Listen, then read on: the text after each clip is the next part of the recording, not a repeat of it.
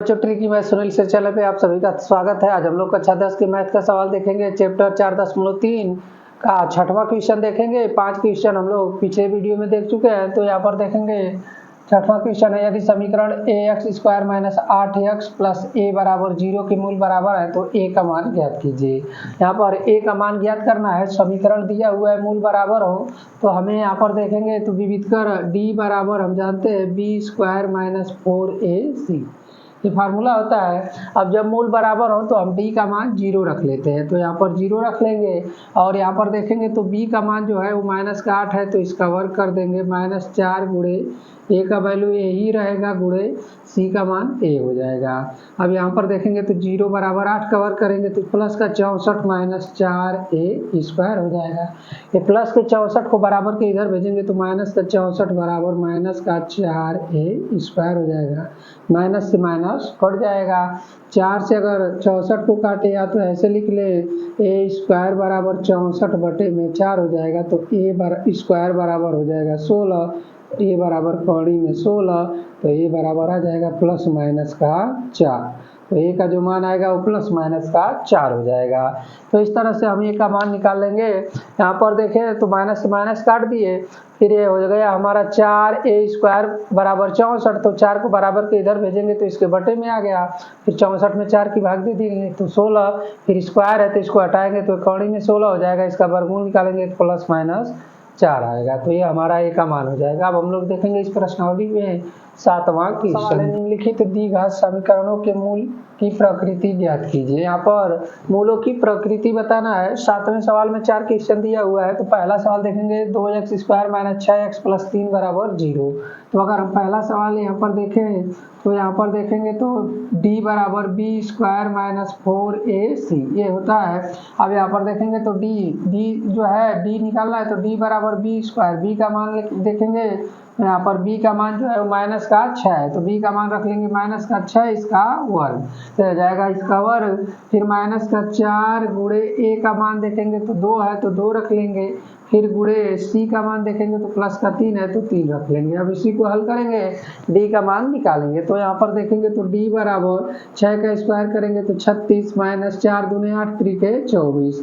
अब यहाँ पर 36 में से 24 घटाएंगे तो d बराबर यहाँ से घटाएंगे तो 6 में से 4 घटाएंगे 2 और यहाँ से घटाएंगे तो 3 में से 2, तो यह हो जाएगा हमारा 1, तो 12 आ रहा है। अब यहाँ पर देखेंगे तो 12 आया, तो d का वैल्यू 12 आया है, तो यह पूर्ण वर्ग संख्या नहीं है। तो यह जो पूर्ण वर्ग संख्या नहीं है तो इसका वर्गमूल तो निकलेगा नहीं, तो इसको हम लिख सकते हैं कि यह जो इसके मूल होंगे, मूलों की प्रकृति होगी वह वास्तविक अपरिमेय होगी और असमान होगी। तो ये लिख सकते हैं हम असमान होगी। जब भी इसका वर्गमूल d का मान ऐसा है जिसका वर्गमूल ना निकले तो मूल जो होते हैं वो अपरिमेय ही होते हैं, तो वास्तविक अपरिमेय और असमान होंगे। अब देखेंगे इसका दूसरा सवाल देखेंगे क्या है।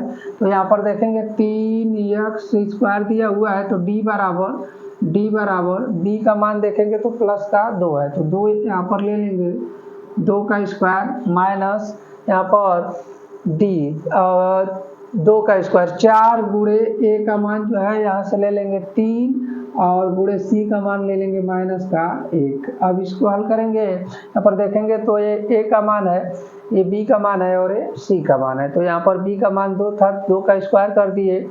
a का मान देखे तो 3 था, तो 3 रख दिया और c का मान -1 था, तो 1 रख दिए इस फार्मूले में। अब यहाँ पर देखेंगे तो d बराबर 2 का स्क्वायर 4 - 4 × 12 और 12 और यहाँ पर -1 है, ये भी माइनस है तो गुणा होगा तो ये प्लस हो जाएगा 12।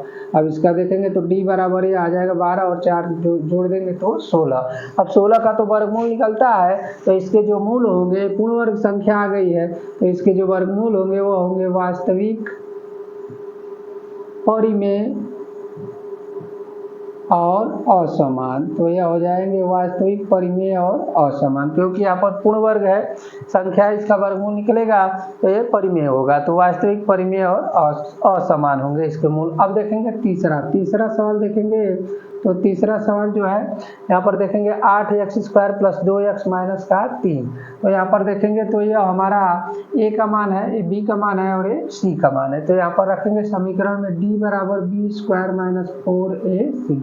तो यहाँ पर d बराबर b का मान देखेंगे तो प्लस का 2 है, तो 2 ले लेंगे, इसका वर्ग कर देंगे।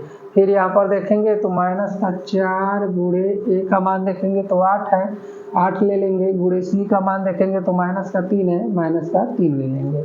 अब इसका देखेंगे वर्ग करेंगे तो d बराबर 4 -4 है और -3 है, इसका गुणा करेंगे तो प्लस का 12 हो जाएगा। तो यह हो जाएगा हमारा प्लस का 12 गुणे 8 और यहाँ से इसका गुणा करेंगे तो ये हो जाएगा d बराबर 4 + 12 और 8 का गुणा कर देंगे तो 8 दूने 16 और 8 कम 8 1 9 96 हो जाएगा। इसको जोड़ेंगे तो d बराबर आ जाएगा 100।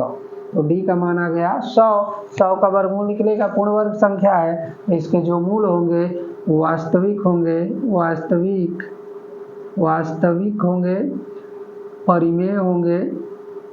परिमेय होंगे और असमान होंगे। तो इसके जो मूल होंगे वास्तविक, परिमेय और असमान होंगे।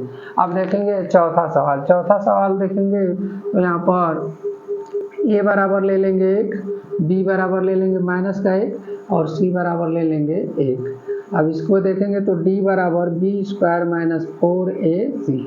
तो ये हो जाएगा, b का वैल्यू देखेंगे तो -1 है, इसका वर्ग कर देंगे, -4 गुणे 1 गुणे 1। अब यहाँ से देखेंगे तो d बराबर यहाँ से मिलेगा हमें 1 का स्क्वायर 1 -4 और इसका गुणा करेंगे तो 4। तो d बराबर यहाँ से देखेंगे तो घटाएंगे तो ये -3 आएगा। तो ये इसका जो मान आया वो माइनस में आया, तो इसके जो मूल होंगे वो काल्पनिक होंगे। तो इसके जो मूल होते हैं वो काल्पनिक होंगे। तो लिख देंगे काल्पनिक। तो इसके मूल जो होंगे वो काल्पनिक होंगे। तो इस तरह से हम इसके मूलों की प्रकृति बता सकते हैं। तो ये सवाल थे, आगे अगले वीडियो में देखेंगे। अगर आपको ये वीडियो अच्छा लगा हो तो चैनल को सब्सक्राइब जरूर करें।